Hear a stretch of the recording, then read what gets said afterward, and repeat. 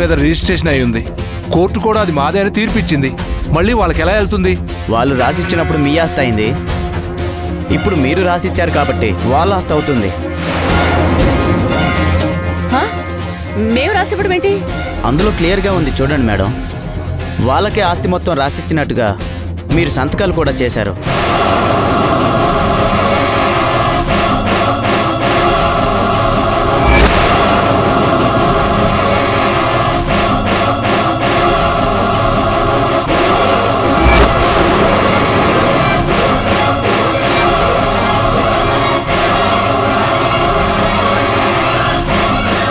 ఏంటి రుద్రాణి, ఇంత తెలివి తక్కువగా ఎలా సంతకాలు చేశావు?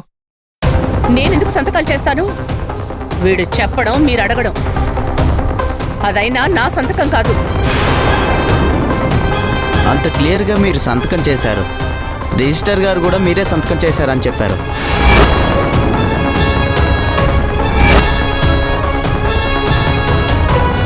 వాడు ఒట్టి డబుల్ గేమ్ ఆడుతున్నాడన్నమాట. నేను ముందు నుంచి చెప్తూనే ఉన్నాను వాళ్ళతో జాగ్రత్తగా ఉండాలి అని. ఇప్పుడు చూడు ఏమైందో. ఇది ఆ భూమి మాధవుల ప్లానే. ప్లాన్ ఎవరిదైనా ఇప్పుడు ఆస్తి మొత్తం వాళ్ళదే. ఈ డాక్యుమెంట్స్ ప్రకారం ఆస్తి మీద సర్వ హక్కులు వాళ్ళకు వస్తాయి. మీరు చేయగలిగింది ఏమీ లేదు. మా ఆస్తి వాళ్ళదెలా అవుతుంది? నా సంతకం అని చెప్పి వాళ్ళు నా ఆస్తి రాయించుకుంటే నేను చూస్తూ ఊరుకుంటానా వాళ్ళని?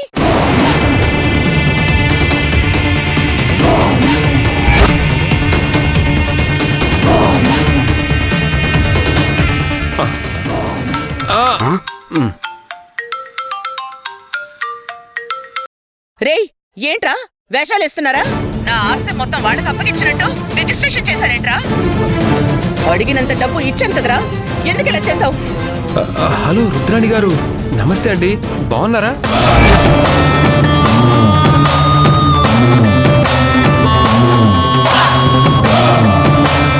హలో, ఎవరు?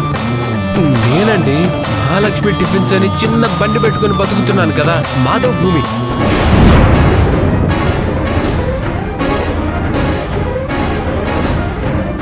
రేయ్, నువ్వా?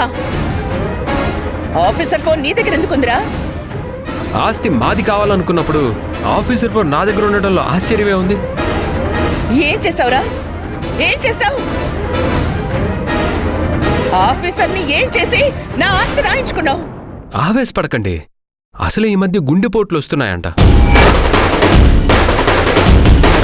నా ఆస్తిని మీరేం చేశారో మీ ఆస్తిని నేను అదే చేశాను.